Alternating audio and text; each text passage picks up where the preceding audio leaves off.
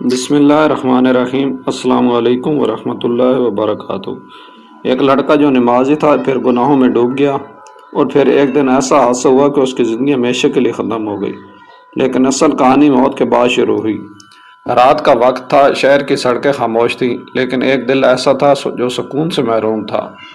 علی ایک عام سا نوجوان، مگر اس کی زندگی عام نہیں رہی تھی۔ وہ ایک نیک گھرانے میں پیدا ہوا تھا، اس کے والد فجر کے نمازی اور ماں تہجد گزار خاتون تھیں۔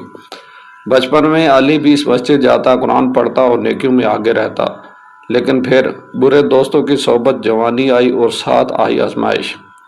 کالج میں اسے کچھ ایسے دوست ملے جو بظاہر بڑے ماڈرن تھے، لیکن اندر سے گناہوں میں ڈوبے ہوئے تھے۔ پہلے علی نے ان سے دور رہنے کی کوشش کی، لیکن آہستہ آہستہ ایک نماز قضا ہوئی، پھر دوسری، پھر قرآن بند ہو گیا، اور پھر دل سخت ہونا شروع ہو گیا۔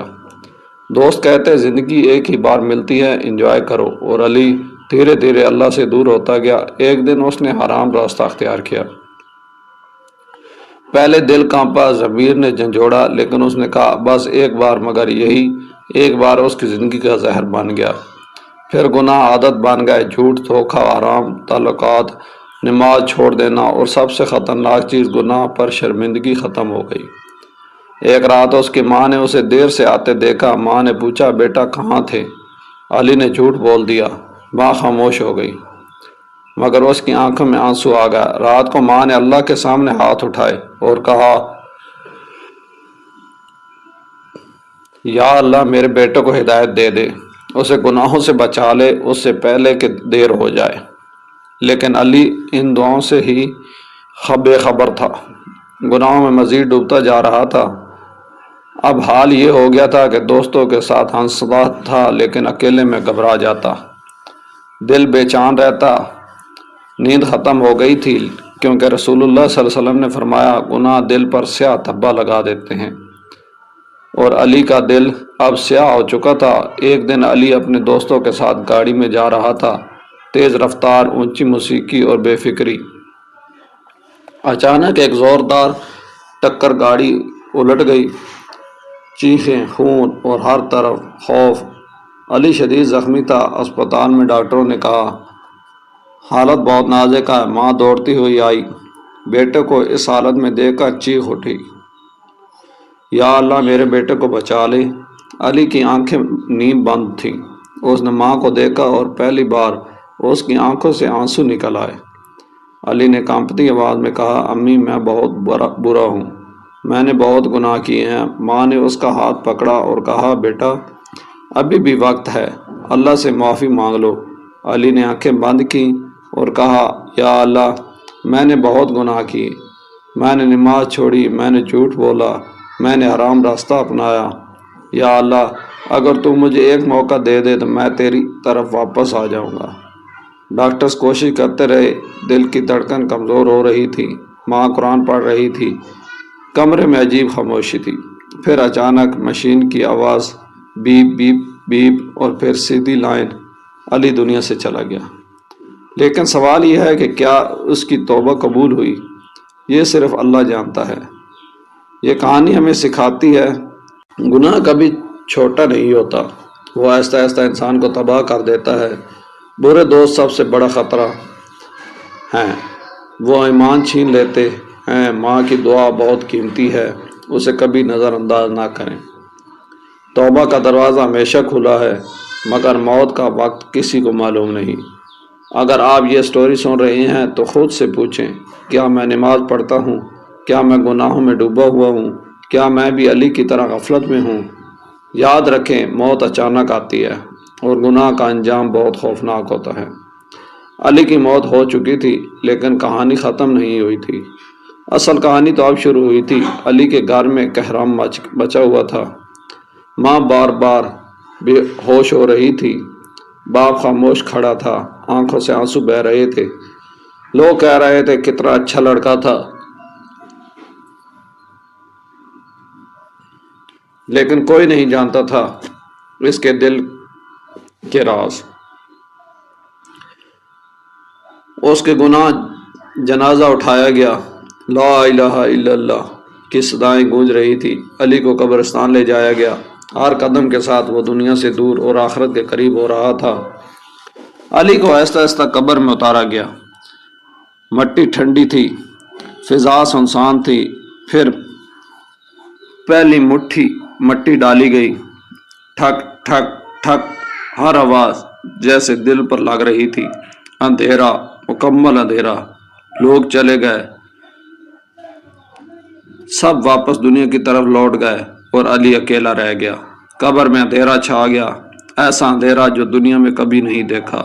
اچانک ایک خوفناک آواز، دو فرشتے منکر نکیر، انہوں نے سخت الفاظ میں پوچھا، من ربوں کا، تیرا رب کون ہے؟ ما دینوں کا، تیرا دین کیا ہے؟ من ھذا الرجل، یہ شخص کون ہے؟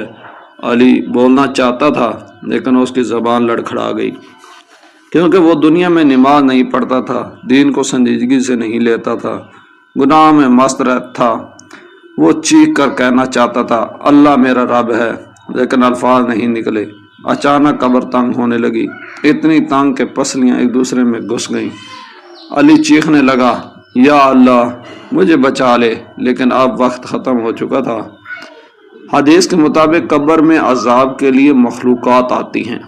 علی نے دیکھا خوفناک شکل کے سانپ جو اسے ڈسنے لگے، ہر ڈسنے پر ایسا درد جیسے پورا جسم جل رہا ہو۔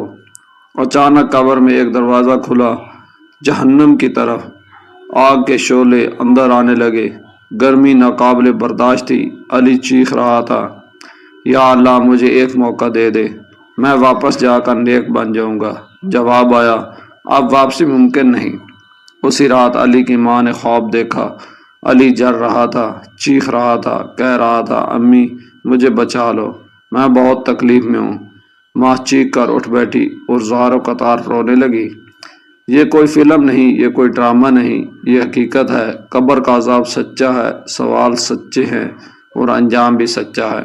اگر آپ یہ سن رہے ہیں تو یاد رکھیں، گناہ وقتی مزہ دیتا ہے لیکن انجام ہمیشہ دردناک ہوتا ہے۔ نماز سکون دیتی ہے، توبہ نجات دیتی ہے۔